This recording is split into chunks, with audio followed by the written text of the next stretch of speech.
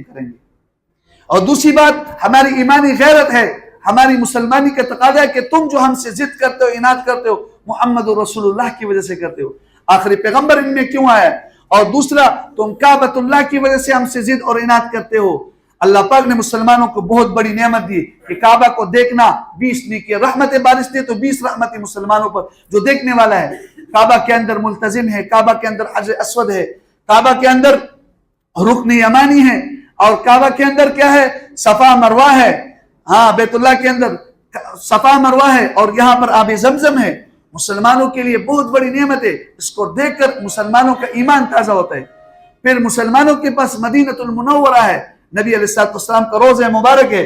چنانچہ انہوں نے بہت پہلے کوشش کیا تھا، نور الدین غالباً ایک بادشاہ تھے، کئی مکانات انہوں نے تو کئی سال وہ پلان کرتے تھے کہ زیر زمین نبی علیہ السلام کے روضے تک